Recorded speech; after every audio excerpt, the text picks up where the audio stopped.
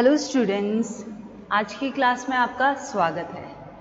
Previous class में हमने international marketing environment के बारे में डिस्कस किया था।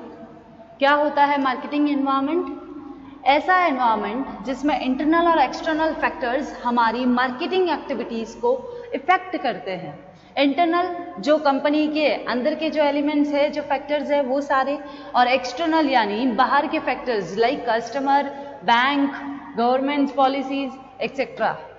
तो जो फैक्टर्स इंटरनल और एक्सटर्नल हमारे मार्केटिंग एक्टिविटीज़ को अफेक्ट करते हैं, असर करते हैं, तो वो हमारे इंटरनेशनल मार्केटिंग एनवायरनमेंट के अंतर्गत आते हैं। तो आइए अब हम इंटरनेशनल मार्केटिंग एनवायरनमेंट के कुछ इंपॉर्टेंस देख लेते हैं। सबसे पहला है लॉन्ग टर्म स्ट्रेटजी। सबसे पहला है लॉन्ग टर्म स्ट्रेटजी।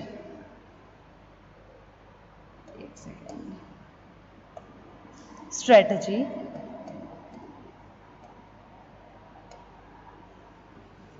यानी कि दीर्घकालीन व्यू रचना। इसका मतलब यह है कि वातावरण के समग्र तत्वों, घटकों का वर्णन करके एक फर्म अपनी long term policies, plans, strategy तैयार करती है, जिससे इन एनवायरनमेंट के सारे फैक्टर को एनालाइज करने के बाद ही वो सारी पॉलिसीज और स्ट्रेटजी लॉन्ग टर्म के लिए बन सकती है। सेकेंड है हमारा फॉर्मेशन ऑफ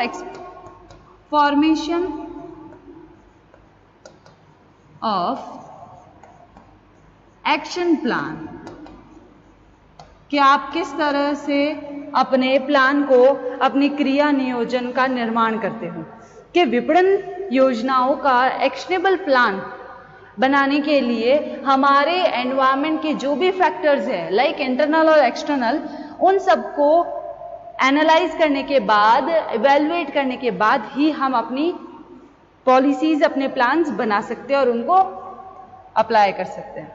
नेक्स्ट है हमारा कैलकुलेशन ऑफ इंटरनेशनल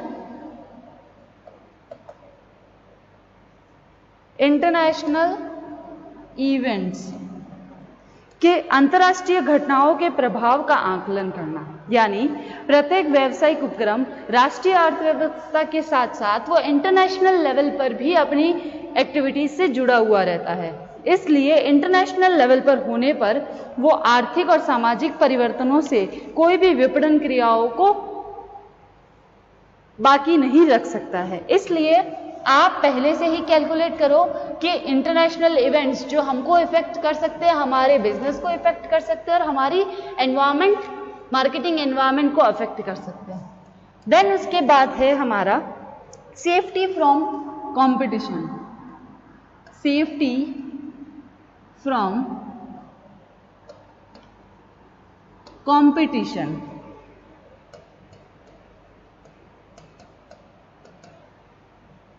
कि प्रतिस्पर्धा से सुरक्षा, यानी कि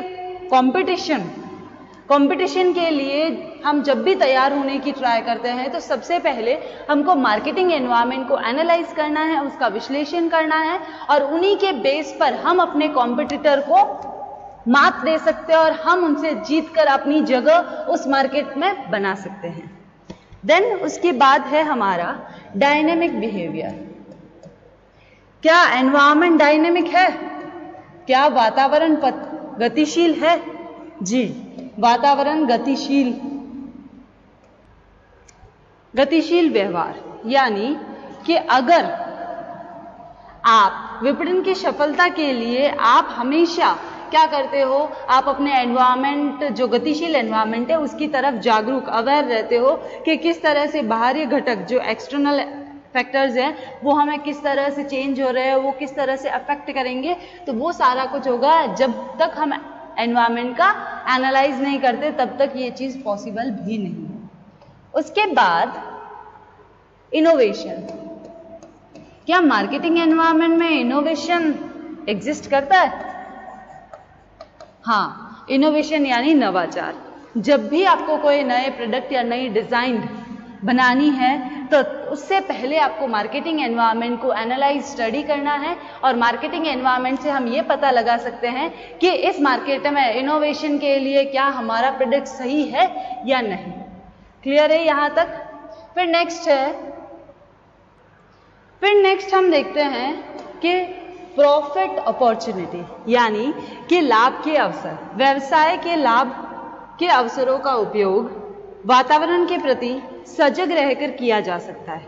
सरकारी नीतियां, पॉलिसीज, कॉरपोरेशन, इकोनॉमिकल जो भी इवेंट्स होते हैं, जो भी आपके सोशल चेंजेस होते हैं, उन सबको हम अवसर में बदलकर अपने प्रॉफिट को मैक्सिमम कर सकते हैं। फिर है हमारा अवेयरनेस टुवर्ड्स प्रॉब्लम्स, खतरों के प्रति सतर्कता। व्यवसाय एक खुले वातावरण में कार्य करता है जिससे प्रतिपल नए नए खतरे या फिर जो भी आपकी प्रॉब्लम्स है, जो भी थ्रेट्स है, उन सब का आकलन पहले से ही करके हम उन सब से बच सकते हैं, उन सब से जागरूक रह सकते हैं। एंड लास्ट वन है हमारा बिजनेस का मतलब व्यावसायिक सफलता, बिजनेस सक्सेस, कंप्लीट लिख देते हैं, सक्सेस कि जिस प्रकार एक व्यक्ति की कार्य कुशलता यानी एफिशिएंसी, उसकी कैपेसिटी, उसका स्किल्स कंटिन्यूस अगर स्ट्रगल कर रहा है तो जिससे उसके स्किल्स, उसकी एफिशिएंसी में इंक्रीमेंट होगा, ठीक उसी प्रकार अगर मार्केटिंग में भी हम दिन ब दिन उसकी जब हम एक व्यावसायिक फर्म, जो भी हमारी कंपनी है, कि जो मार्केटिंग सक्सेस है वो तभी सक्सेसफुल हो सकती है जब हम उसके एनवायरनमेंट को एनालाइज करें, और एनवायरनमेंट के बिना एक मार्केटिंग एक्टिविटी या फिर इंटरनेशनल मार्केटर्स को कभी भी सक्सेस नहीं मिल सकती। तो इन शॉर्ट हम ये कह सकते हैं कि अभी हमने जो पॉइंट डिस्कस किया है वो मार्केटिंग एनवायरनमेंट के क्या है, इम्पॉर्टेंस है कि इनके बिना मार्केटिंग एनवायरनमेंट नहीं चल सकता, या फिर अगर आप मार्केटिंग एनवायरनमेंट को एनालाइज करते हो, आप मार्केटिंग एनवायरनमेंट के प्रति सजग रहते हो, तो इन चीजों का आपको। चलिए आगे हम देखते हैं कि इंटरनल फैक्टर्स के अंदर कौन कौन से फैक्टर्स आते हैं जो हमारे एनवायरनमेंट यानी मार्केटिंग एनवायरनमेंट को अफेक्ट करते हैं। चलिए फर्स्ट से स्टार्ट करते हैं कि कौन से फैक्टर्स है। Research and development, research and development, अनुसंधान और विकास।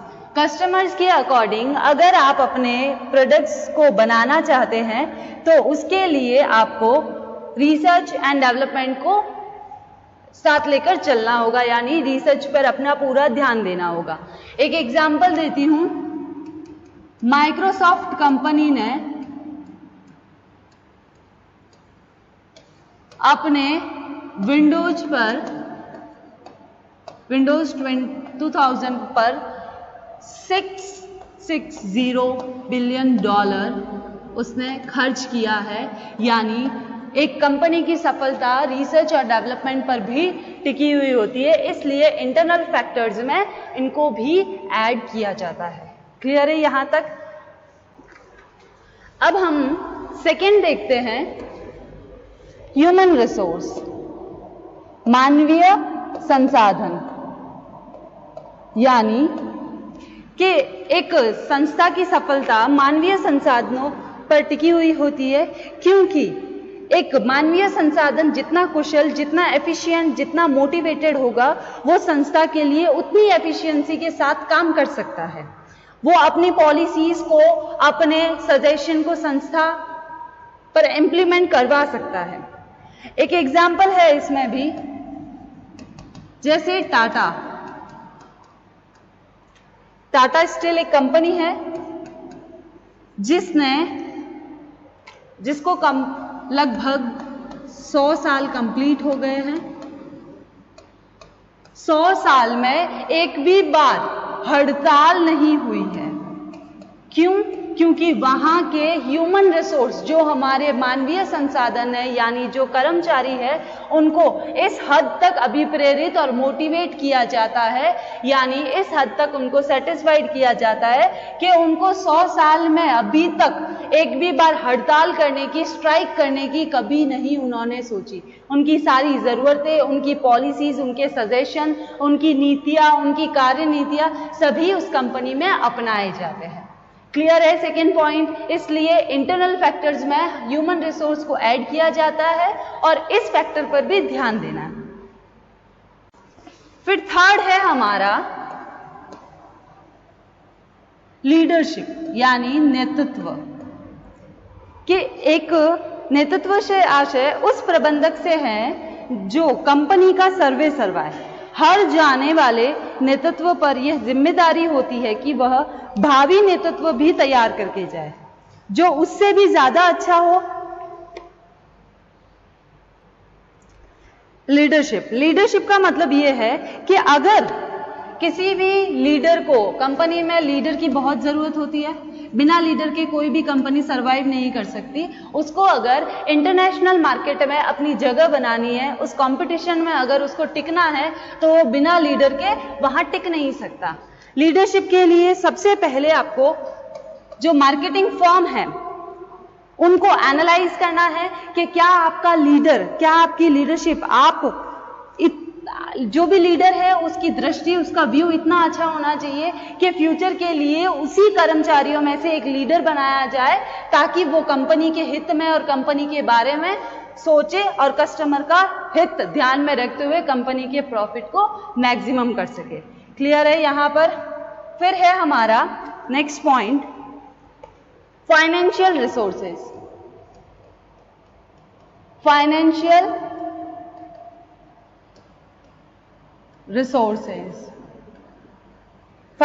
रिसोर्सेज यानी कि वित्तीय संसाधनों का कुशल नियोजन एवं प्रबंध करने पर ही कंपनी की लाभदायकता निर्भर करती है। कंपनी की सफलता में सस्ती लागत पर पूंजीगत संसाधन प्राप्त करने का जितना महत्व है उतना ही उसमें सुविचारित विनियोग है। क्लियर है यहां पर? फिर नेक्स्ट पॉइंट है हमारा image of company. Image of company की छवि। विपणन में कहा जाता है name is the game. Tagline क्या है? Name is the game, is game. Clear है कि नाम और छवि ग्राहक के दिमाग में अगर एक बार फिट हो जाए तो उसका जादू चल जाता है। यानी अंतर्राष्ट्रीय विपणन में ऐसी कई कंपनियां हैं जिनके उत्पादों की छवि ग्राहकों के दिलो दिमाग में बस चुकी है और उसका बसने का सिर्फ एक ही रीजन है, नेम और ब्रांड। क्लियर है? नेम की वजह से वो आज भी, कितनी भी पुरानी हो, वो आज भी चलती है। फिर नेक्स्ट है हमारा कैपेसिटी यूटिलाइजेशन यानी क्षमता का उपयोग। प्रत्येक कंपनी की जो उत्पादन के कार्य में लगी है उसमें संयंत्र स्थापित क्षमता होती है। स्थापित क्षमता से आशय उस संयंत्र द्वारा किए जा सकने वाले अधिकतम उत्पादन से हैं। यदि कंपनी का प्रबंध कुशलता से किया जा रहा है तो वे अपने संयंत्र की उत्पादन क्षमता को अधिकाधिक उपयोग कर सकते हैं। क्लियर है? जैसे टाटा स्टील ने एग्जाम्पल है, जैसे टाटा स्टील ने स्थापित क्षमता के 105 से लेकर 112 तक यूटिलाइज की थी, तो स्टील अथॉरिटी ऑफ इंडिया के चारों इस्पात खाने अपनी क्षमता के 55 से 60% तक ही उपयोग करते हैं। क्लियर है? फिर है हमारा मार्केटिंग मिक्स, विपणन सम्मिश्रण। मार्केटिंग मिक्स में 4 P's आते हैं जिनको बनाया गया है, इन्वेंट किया है मैकार्थी ने। इसके ये जीके का भी क्वेश्चन है कि मार्केटिंग मिक्स के 4 P's को इन्वेंट किसने किया है? मैकार्थी ने। अब पूछोगे ये 4 P's क्या है? सबसे पहला प्राइस, प्रोडक्ट, प्लेस, बिना इनके कोई प्रोडक्ट बेच सकता है क्या? एंड प्रमोशन, यानी बिना मार्केटिंग मिक्स के कोई भी प्रोडक्ट इंटरनेशनल मार्केटिंग में तो छोड़ो, डोमेस्टिक मार्केटिंग में भी सरवाइव नहीं कर सकता। तो यहां पर 4 P's में काउंट हो गए, price, product, place and promotion. ये है हमारे 4 P's। ये जो 7 पॉइंट थे ये सारे थे हमारे इंटरनल फैक्टर्स। क्लियर है यहां तक? चलिए अब हम आगे देख लेते हैं। इंटरनल हमने डिस्कस कर लिए हैं 7 पॉइंट्स। अब हम देख लेते हैं एक्सटर्नल फैक्टर्स। एक्सटर्नल फैक्टर्स वो होते हैं जो कंपनी को एक बाहरी वातावरण में जो अवेलेबल जो भी उसको मिलते हैं, वो सारे फैक्टर्स जिन पर कंपनी अपना कंट्रोल नहीं कर पाती है, जिनका हस्तक्षेप कंपनी के द्वारा जिन पर कंट्रोल नहीं किया जा सकता है, या फिर जो कंपनी पर बहुत डेली के क्रियाकलाप से, डेली रूटीन से लगाकर बड़े बड़े फैसले समझौते तक वो एक्सटर्नल फैक्टर्स हमको अफेक्ट करते हैं। चलिए अब देख लेते हैं कौन से फैक्टर्स हैं जिनको कंपनी कंट्रोल नहीं कर सकती है। सबसे पहला है डेमोग्राफी। क्या कंट्रोल कर सकते हैं हम डेमोग्राफी को? नहीं, यानी जनसंख्या। जनसंख्या को कंट्रोल करना इजी है। जनसंख्यांकी का डेमोग्राफी का मतलब यह है कि किसी विशेष भौगोलिक क्षेत्र के लिए एक अवधि विशेष के लिए जनसंख्या के वितरण की विभिन्न विशेषताओं की सांख्यिकी का अध्ययन जनसंख्यांकी होता है। यानी जब भी आप कोई प्रोडक्ट बनाते हो तो कस्टमर्स, नंबर ऑफ कस्टमर्स तो देखते हो ना, और नंबर ऑफ कस्टमर्स कहां से आते हैं? नंबर ऑफ कस्टमर्स तो देखते हो। वो नंबर ऑफ कस्टमर, यानी जैसे एक प्रोडक्ट है, ये हमारा प्रोडक्ट है, इस प्रोडक्ट को खरीदने के लिए सिर्फ अगर एक बंदा है या फिर एक कस्टमर है, तो क्या वो प्रोडक्ट को बेचने की पॉसिबिलिटीज हमारे पास ज्यादा है या कम? बट ऑब्वियस कम है, क्योंकि एक कस्टमर है, अगर उसको पसंद नहीं आया, उसको हमारा प्रोडक्ट अच्छा नहीं लगा, वो हमारे प्रोडक्ट की पॉसिबिलिटीज 0 हो जाती है। इसकी जगह पर अगर हमारे कस्टमर्स, एक की जगह पर अगर हमारे कस्टमर्स 4-5 होते हैं,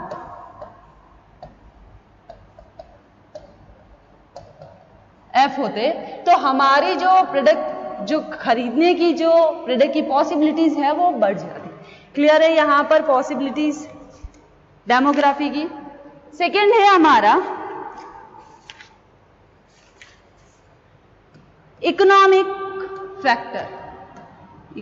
एक सेकेंड, इकोनॉमिक फैक्टर्स यानी आर्थिक घटक। आर्थिक घटक भी अंतर्राष्ट्रीय विपणन वातावरण में महत्वपूर्ण स्थान रखता है। केवल लोगों से ही बाजार का गठन नहीं होता है। कस्टमर्स आ गए, बाजार का गठन नहीं हुआ, बाजार नहीं बना हमारा। उनके पास खर्च करने के लिए पैसा भी होना चाहिए। बिना मनी के कोई कस्टमर आता है तो हम उसको प्रोडक्ट बेचते हैं क्या? नहीं। जब कस्टमर के साथ मनी आएगी, जब कस्टमर के साथ पैसा होगा, जब कस्टमर के पास बाइंग पावर होगी, तभी वो हमारा कस्टमर बन सकता है और हमारी प्रोडक्ट खरीद सकता है। इसलिए वैश्विक आर्थिक परिस्थितियां और व्यापार चक्र की स्थिति का सीधा प्रभाव अंतर्राष्ट्रीय विपणन में होता है। व्यावसायिक चक्र को 4 अवस्थाओं में डिवाइड किया गया है, जैसे तेजी, मंदी, फ्लक्चुएशन सारे, फिर है दबाव, और फिर नेक्स्ट है समुत्थान। यानी कि जब तेजी होती है तब हमारा इकोनॉमिक फैक्टर क्या करता है? मंदी, दबाव और समुत्थान में। तो इस दौर में कंपनियां अपनी नई नई अवस्थाओं में वस्तुओं और मांग की, सेवाओं की मांग कम होती है और बढ़ती है, जिस वजह से हमारे प्रोडक्ट की बाइंग पावर और प्रॉफिट में हमारी कंपनी का अप एंड डाउन चलता है। इसलिए हमारी देश की जो इकोनॉमिक कंडीशन है वो हमारे इंटरनेशनल मार्केटिंग में अफेक्ट करती है। फिर नेक्स्ट है हमारा पॉलिटिकल इश्यूज। पॉलिटिकल इश्यूज, यानी कि राजनीतिक घटकों का भी इंटरनेशनल ट्रेड पर बहुत इफेक्ट पड़ता है, क्योंकि हर किसी देश का पॉलिटिकल बैकग्राउंड सिमिलर नहीं होता है, जिसका सीधा फॉरेन ट्रेड पर पड़ता है असर। हमारा पड़ोसी देश चीन है, जो हमसे कहीं ज्यादा गुना एफडीआई में इन्वेस्ट कर रहा है। विदेशी कंपनियां भारत की तुलना में चीन को इंपॉर्टेंस दे रही है। कारण क्या है? क्योंकि वहां पर पॉलिटिकल जो इश्यू है वो है साम्यवादी। क्लियर है? फिर है हमारा राजनीतिक व्यवस्था का देश में उद्योग और व्यापार जगत से कैसे संबंध है, क्या उनका प्रतिमंडल में कितने लोग हैं, कैसे इंडिया के टर्म्स है अदर कंट्रीज के साथ, तो वो सारी चीजें भी अफेक्ट होती है। क्लियर है यहां तक? अब हम आगे देखते हैं, आगे है हमारा लीगल इश्यूज, यानी लीगल फैक्टर भी हमारे एक्सटर्नल फैक्टर में काउंट होता है। प्रत्येक देश की सरकारें अपने देशवासियों, उद्योग, व्यापार के हितों के संरक्षण के लिए अनेक प्रकार के अधिनियमों की घोषणा करती है। बदलती हुई परिस्थिति को ध्यान में रखते हुए इनमें समय समय पर वांछित संशोधन किए जाते हैं, जिससे इनकी परिस्थितियों से अच्छी तरह से निपटा जा सके। यानी हर कंट्री का, हर देश का अलग अलग कानून होता है, हर देश की कानून के रूल्स एंड रेगुलेशन अलग होते हैं, जिनको मानकर ही हम इंटरनेशनल एनवायरनमेंट में कदम रख सकते हैं। क्या हम इनको, मैंने बताया ना कि एक्सटर्नल फैक्टर्स पर कंट्रोल नहीं होता है, क्या अभी हमने जितने भी ये पॉइंट्स पढ़े एक्सटर्नल में, क्या हम उन पर या एक कंपनी उन पर कंट्रोल कर सकती है? नहीं। फिर चलिए आगे, टेक्नोलॉजी पर कंट्रोल कर सकते हैं हम? नहीं। टेक्नोलॉजी जैसे मार्केट में आती है वैसे ही नए नए सर्विसेज प्रोवाइड होते हैं, यानी कि टेक्नोलॉजी ना केवल नए नए प्रोडक्ट को क्रिएट करती है, वरन जो एग्जिस्टिंग है उनकी क्वालिटी को बेटर करके, क्वालिटी को इंप्रूव करके उन प्रोडक्ट को बेस्ट बनाती है। जैसे एग्जाम्पल है कंप्यूटर। पहले आपको पता है पूरा मॉनिटर, सीपीयू एक साथ पूरा इतना सेटअप आता था, जिसको टेक्नोलॉजी ने चेंज करते करते करते आज सारे फीचर्स एक लैपटॉप में अवेलेबल हो जाते हैं, वो सारे जो एक कंप्यूटर में होते थे। तो लैपटॉप को कैरी करना इजी हो गया है। तो इस तरह से टेक्नोलॉजी भी अफेक्ट करती है। फिर है हमारा कंपटीशन। क्या एक इंटरनेशनल मार्केटिंग को या मार्केटिंग में एंटर होने वाली कंपनी को कंपटीशन अफेक्ट करता है, प्रतियोगिता? जी हाँ। कंपटीशन में उसको बहुत सारे कंपटीशन एक फर्म को कंपीट करने पड़ते हैं। सबसे पहला कि वो जिस देश से, यानी उसके डोमेस्टिक जो भी एक्सपोर्टर्स हैं उनसे कंपीट करो पहले तो। उसके बाद फॉरेन कंट्री जहां पर वो एंटर कर रहा है उसके डोमेस्टिक प्रोड्यूसर से कंपीट करो, डोमेस्टिक प्रोड्यूसर से। उसके बाद थर्ड कंट्री, जैसे यहां पर हम बना देते हैं एक एग्जांपल में इंडिया, ये यूएस और ये है हमारा जापान। ठीक है, इंडिया ने यूएस के डोमेस्टिक प्रोड्यूसर से कंपीट करना है और अब यूएस में जापान वाले भी बेचने आ रहे हैं अपना सामान, यानी जापान के एक्सपोर्टर्स से भी कंपीट करना है। किसको करना है? जो भी इंडिया से एक्सपोर्ट कर रहा है, यानी कंपटीशन बहुत बढ़ गया है। तो कंपटीशन भी हमारे एक्सटर्नल एनवायरनमेंट में आता है। फिर है हमारा सोशल फैक्टर। क्या सोशल फैक्टर अफेक्ट करता है? जी हाँ, बिल्कुल। सोशल फैक्टर, हर जगह की सामाजिक वैल्यूज अलग अलग होती है, सोशल वैल्यूज अलग अलग होती है और उनकी मान्यताएं, हर समाज की अपनी अपनी मान्यताएं और मूल्य होते हैं। इन वैल्यूज और अजम्पशन से सामाजिक व्यवहार काफी इफेक्टेड होता है। प्रत्येक समाज अपने सामाजिक मापदंड निर्धारित भी करता है और उन्हीं मापदंड के अनुसार उनको काम करने होते हैं, जिससे क्या हमारे ये इंटरनेशनल मार्केटिंग को अफेक्ट नहीं करता है। एक एग्जांपल, जैसे अगर कहीं पर हम एक्सपोर्ट कर रहे हैं और उस कंट्री में ऐसा सोशल फैक्टर से सोशल रूल बनाया गया है कि पहले हम अपनी सोसाइटी के लोगों से वो ही प्रोडक्ट खरीदेंगे, अगर सोसाइटी प्रेफरेंस हम उनको देंगे, देन उसके बाद हमारे डोमेस्टिक लेवल पर देंगे जो भी प्रोड्यूसर है, और थर्ड है हमारे एक्सपोर्टर्स, यानी थर्ड है हमारे हम इंपोर्ट कर सकते हैं। यानी सोशल फैक्टर भी अफेक्ट कर रहा है कहीं ना कहीं तो हमको। फिर है हमारा कल्चरल एलिमेंट्स। कल्चरल एलिमेंट्स वो कैसे अफेक्ट करता है? कल्चरल एलिमेंट्स, एक बात बताओ, इंडिया और जापान, इंडिया और यूएस का ही देख लेते हैं। इंडिया और यूएस दोनों का कल्चर एक है क्या? नहीं। इंडिया में जो कल्चर है और यूएस में जो कल्चर है वो बिल्कुल ऑपोजिट है। इंडिया में हम ट्रेडिशनल चीजें, ट्रेडिशनल सारी चीजें करते हैं, और वहां पर जैसे क्लोथिंग में ही ले लो, इंडिया में ट्रेडिशनल जैसे साड़ी, जैसे सूट्स, ये ज्यादा चलते हैं, पर यूएस में हमारे वेस्टर्न क्लोथ्स ज्यादा चलते हैं। तो उनके कल्चर, उनकी भाषा, उनकी संस्कृति, इन सबको मद्देनजर रखते हुए हमें अपने क्या करना है, मार्केटिंग को आगे बढ़ाना है। तो इस तरह से ये थे हमारे इंटरनल और एक्सटर्नल फैक्टर्स। ये देखिए इंटरनल और एक्सटर्नल फैक्टर्स। तो अभी हमने पढ़े हैं इंटरनल और एक्सटर्नल फैक्टर्स।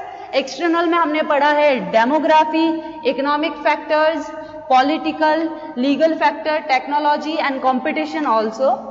एंड नेक्स्ट है social factors and cultural elements. तो ये सारे फैक्टर्स हमारी कंपनी को, हमारी फर्म को, एक एक्सपोर्टर को जो फॉरेन में जाकर अपना प्लांट या अपना प्रोडक्ट सेल करता है उसको अफेक्ट करते हैं। तो इन सबको मद्देनजर रखते हुए, एनालाइज करते हुए हमको क्या करना है, अपनी मार्केटिंग स्ट्रेटेजी बनानी है।